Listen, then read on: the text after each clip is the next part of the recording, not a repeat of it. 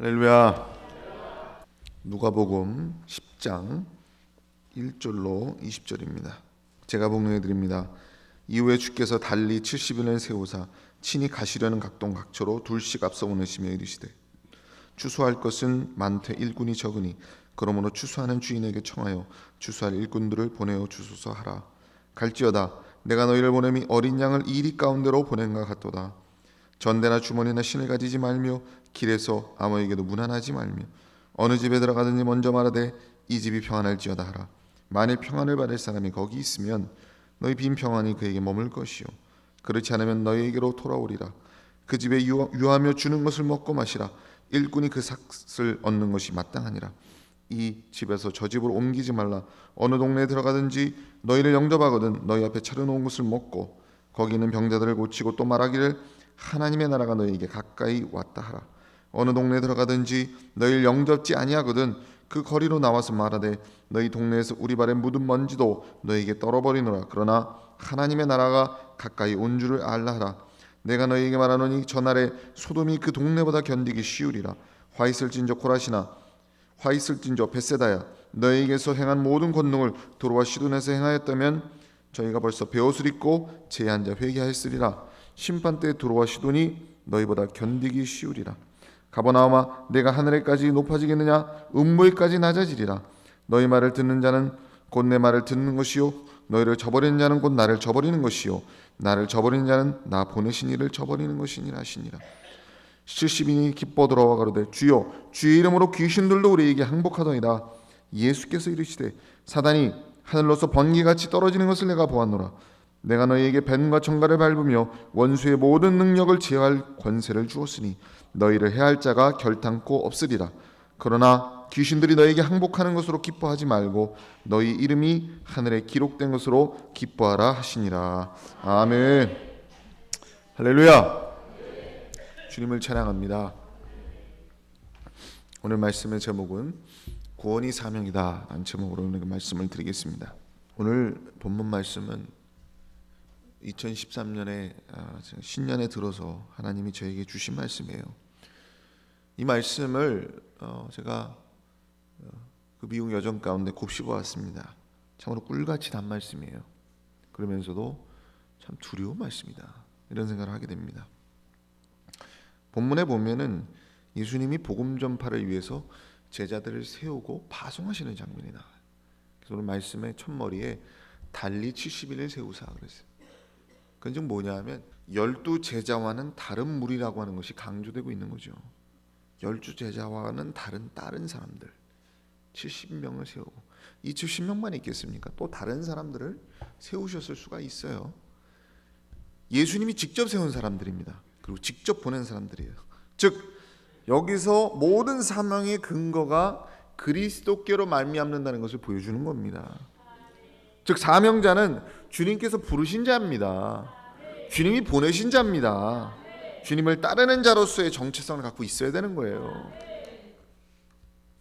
예수님은 이제 그들을 복음 전파의 현장으로 보내시면서 그냥 막연하게 보내는 게 아니고 너희가 복음 전파를 할 때 이렇게 해라라고 하면서 자세하게 뭔가를 알려주면서 그 지침을 내리면서 보내는 거예요. 전대를 차지 말고 너희를 환영하는 가정의 평안을 빌어라. 그리고 그들의 대접을 받고 복음을 전파하라. 병든 자를 고치고 하나님의 나라가 가까웠다고 하고 만약에 너희를 받아들이지 않는 자가 있다면은 발에 먼지를 떨어버리고 그들을 향해서 심판때에 소돔이 너희보다 견디기 쉽다고 얘기해라. 즉 복음 전파의 핵심에 뭐가 있습니까? 하나님의 나라가 있어요. 단순히 복 받으라는 게 아니에요. 하나님의 나라가 구원의 백성에게는 구원으로 가깝고 심판의 백성에게는 심판으로 가깝는 거예요. 결국 기독교 복음의 핵심은 뭡니까? 구원의 메시지예요. 이 전도 방식이 말해 예수님의 전도 방식은 굉장히 수세적이고 나약한 방식이 아닙니다. 공세적이고 전투적이에요. 하나님의 나라가 전하라는 거예요. 그리고 너희를 받아들이지 않으면 심판을 예고하는 겁니다. 그들을 향해서. 이거 두려운 거예요. 이제 제자들이 나가서 예수님의 보내심을 받고 사역을 하는데 이제 다니면서 이제 여러 가정에 들어가서 예수님 말씀하신 그대로 했을 거 아닙니까? 근데 이게 사역을 하다 보니까 놀라운 역사가 벌어지거든.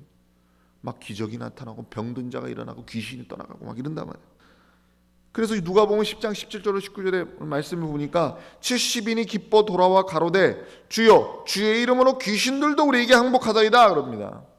매우 기뻐 돌아왔다. 이건 뭡니까? 단순히 즐거워서 기뻤다 이런 뜻이 아니라 실제 사역을 하면서 이들이 놀라움과 경이로움을 느꼈다는 뜻이에요. 예수를 전하니까 변화가 일어나거든. 전하니까 귀신이 떠나가고.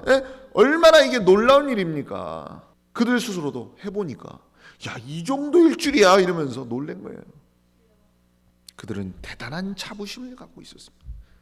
그래가지고 붕 떠가지고 구름을 탄 것처럼 막 자부심이 넘쳐서 왔는데 예수님이 그들을 딱 보면서 그들의 기뻐하는 것을 보고 야, 그래 해보니까 정말 대단하지, 잘했어 이러면서 그들을 띄워주는 게 아니라 오히려 그들을 향해서 두렵고 의미 있는 한마디를 탁 던지는 거예요. 뭐라 그러느냐? 누가복음 10장 20절에 그러나 귀신들이 너희에게 항복하는 것으로 기뻐하지 말고 너희 이름이 하늘에 기록된 것으로 기뻐하라 하시니라. 이 말씀을 언뜻 들으면 이해가 안 가요. 아니, 귀신이 항복하는 일이 기뻐할 일 아닙니까? 그럼 기뻐하지 말라는 거예요? 이게 무슨 소리예요?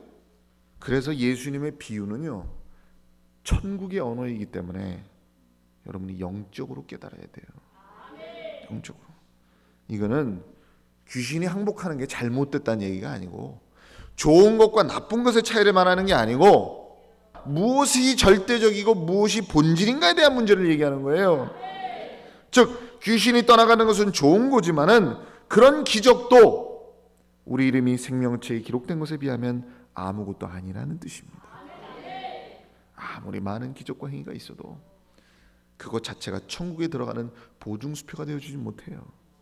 바리새인의 행위가 그들의 구원을 보장해주지 못하는 것처럼 예수님은 표적에 들떠있는 그들에게 사명의 목적이 무엇인지를 분명히 인식시켜주는 거예요.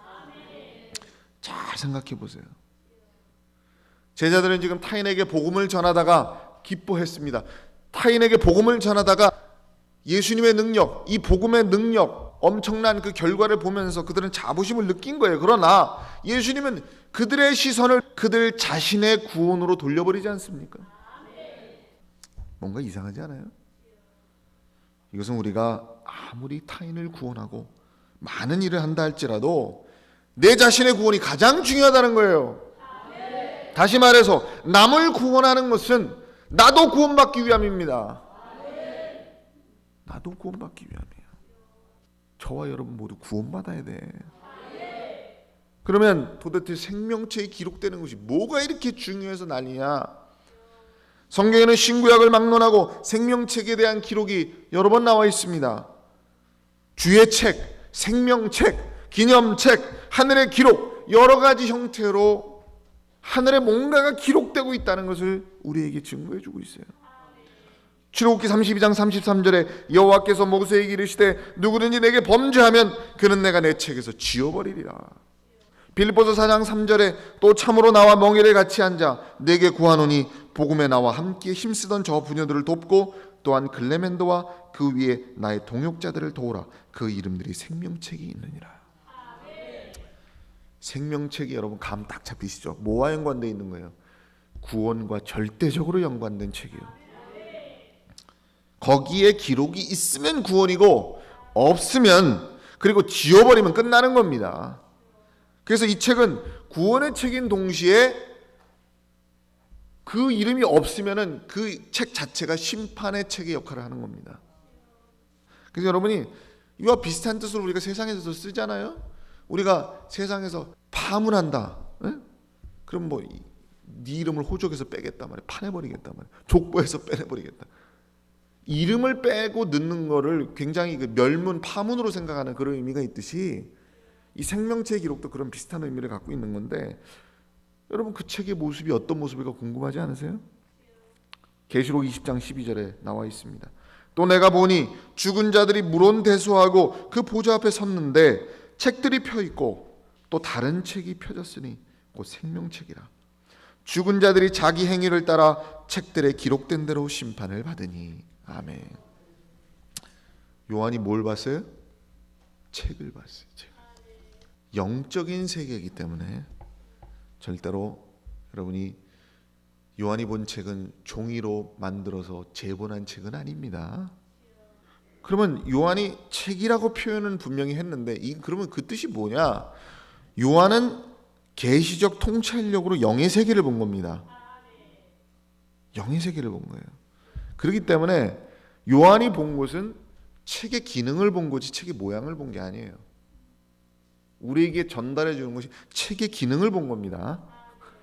책의 단순히 모양을 보고 그 사이즈나 뭐 형태를 우리에게 얘기해 주고 있는 건 아니에요. 계시록은 대단히 인기가 고매한 영적인 차원의 이야기를 인간의 언어의 그릇으로 담기 위해서 굉장히 상징화되어 있고 비유화되어 있어요. 그렇기 때문에 영적인 것이거든요. 일단은 그 책을 열고 덮는 분은 누구밖에 없어요? 하나님밖에 없어요. 쓰고 지우는 분도 하나님밖에 없어요. 거기에는 인간의 인위적 개입이 불가능한 절대 주권의 영역인 줄로 믿습니다. 다른 것은 우리가 노력하고 이런 것처럼 보일 수가 있어요. 그러나 구원은 인간의 공로와 노력으로 불가능한 영역에 있는 겁니다. 따라서 생명체에 기록되는 것이 하나님의 주권임을 우리는 알고 있지 않습니까? 그러니까 우리는 평생을 구원을 사모하는 마음, 두려워하는 마음, 겸손한 마음, 가난한 심령으로 살아야 돼요. 구원이 하나님의 주권임을 아는 사람. 그래서 저는 이런 말을 합니다.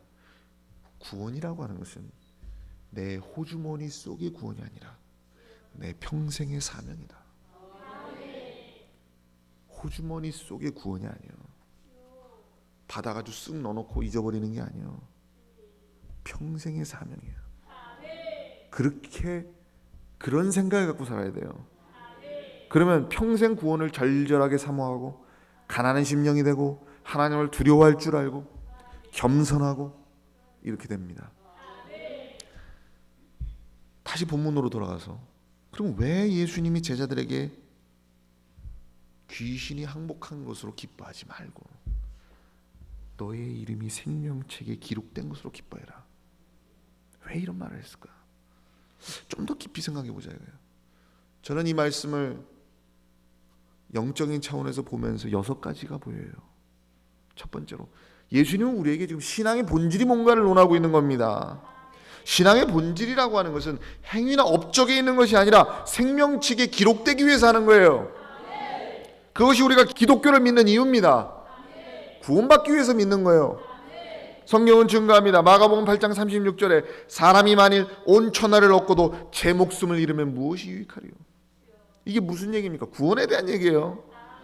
마태복음 18장 9절에 만일 내 눈이 너를 범죄케 하거든 떼어내버리라. 한 눈으로 영생에 들어가는 것이 두 눈을 가지고 지옥불에 던지는 것보다 나으니라. 두 눈을 포기해야 돼. 그것보다 구원이 낫다는 거예요. 구원의 절대성과 소중함을 아는 것, 그것이 우리 평생의 중요한 가치관으로 우리가 내면화되는 것이 굉장히 중요해요. 구원은 이미 이루어졌고 지금 이루어지고 있고 앞으로도 이루어질 것이다. 우리에게 있어서 구원은 항상 현재 진행형으로 인식하고 있어야 됩니다. 예수님이 이걸 우리에게 가르치는 거예요. 두 번째, 왜 예수님이 말씀하셨을까? 두렵고 떨림으로 구원을 이루라는 뜻입니다. 빌립보서 2장 12절에 그러므로 나의 사랑하는 자들아 항상 복종하여 두렵고 떨림으로 너희 구원을 이루라. 귀신이 항복하는 것 같고 붕 떠서 교만하고 자만할 거 없다. 생명책에 기록되는 게 중요하지. 세 번째, 인간의 사역은 완전할 수 없다는 것을 얘기합니다. 여기에 날카로운 이 예수님의 말씀이 들어있는 거예요. 이 속뜻이 들어있는 거예요. 인간의 행위는 절대적이지 않아요. 귀신이 떠나가고 어떠한 죽은 자가 벌떡벌떡 일어나도 그 행위 자체는 절대적인 게 아니야. 구원만이 절대적인 거예요. 구원만이 절대적인 거예요. 네 번째, 불법을 행하지 말라는 뜻입니다.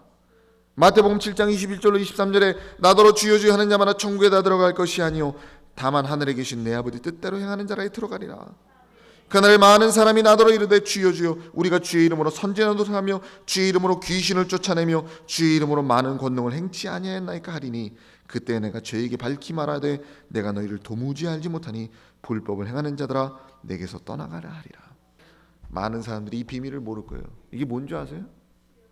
오늘 예수님이 말씀과 동일하게 연관된 말씀입니다. 귀신 쫓고 능력을 행하고 별짓 다 했는데 선지자 노릇까지 했는데 예수님 모른다는 거 아니에요. 그거 왜 몰라요? 이게 생명책에 대한 내용이에요. 기록이 없으니까 모르는 거지. 예수님은 기록이 없으면 몰라요. 이 생명책과 다 연관된 내용이야 이게. 다섯 번째, 예수님이 말씀하신 이유는 구원의 절대성을 우리에게 선포함으로써 구원을 인간의 행위와 업적과 노력과 분리를 시키는 겁니다. 즉 절대적인 것과 부차적인 것을 나눠주는 거죠. 구원이 먼저다는 거예요. 나머지는 다 부차적인 것이고 구원 안에 속한 것이고 2차적인 거라는 겁니다. 구원을 우리가 제1의 목적으로 삼고 그 기반 위에서 모든 걸 추구하는 겁니다. 은사, 행위, 업적, 성취 등은 우리가 하나님 앞에 올려줘야 될 재물일 뿐입니다. 재물이 뭐예요? 하나님 앞에서 태우는 거예요. 태우면 뭐만 남아요? 죄만 남는 거예요. 죄만. 다 태워줘서 인간의 모습 남는 게 없어야 돼. 하나님이 받으시는 그 영광의 연기만 남는 거예요. 그러니까 우리는 시작이 구원이고 결론이 구원으로 남으면 되는 거예요. 깨달으시길 바랍니다. 그래서 예수님이 구원의 절대성을 우리에게 가르쳐주면서 인간의 행위와 노력, 그 업적을 말해 분리를 시키는 거예요. 이게 참 여러분이 영적으로 깊이 있게 깨달아야 돼. 이걸 알 수가 있어요. 마지막으로 제일 중요한 겁니다. 여섯 번째, 구원이 곧 사명이라는 거예요. 우리의 삶이 구원에 이르는 것이야말로 제1의 사명이거든요.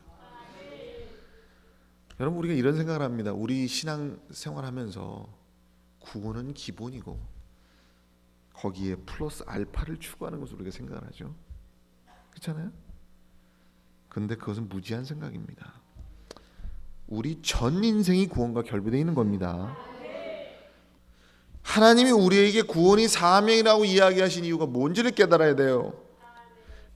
호주머니 속의 구원이 아니요, 내 평생의 사명입니다.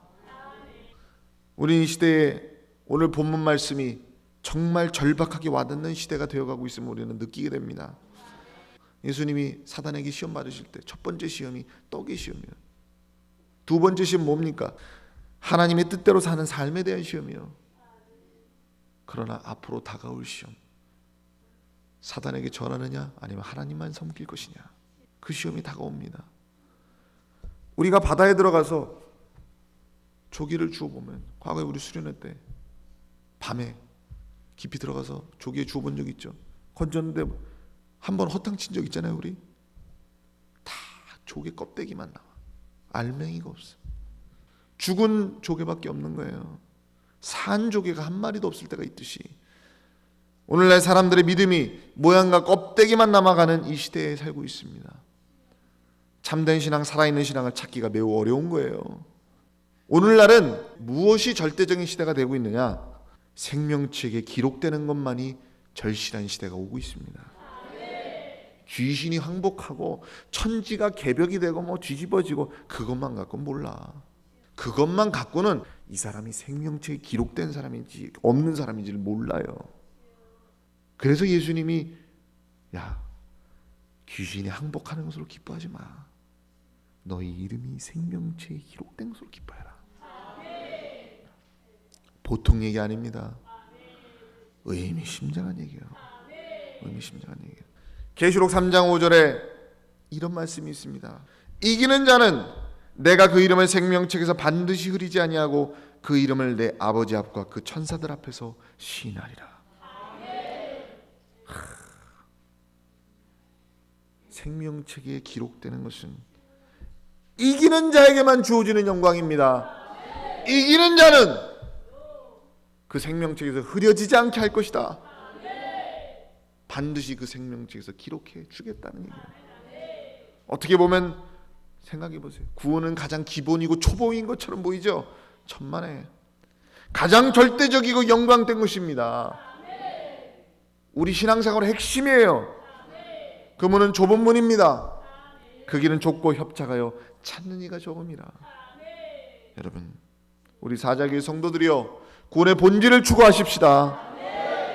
구원에 대한 절절한 사모함, 구원에 대한 일생의 추구, 겸손함과 가난함이 여러분 속에 내면화되어서 성숙하고 깊이 있는 신앙으로 서게 되시기를 주님의 이름으로 축원드립니다. 기도하시겠습니다.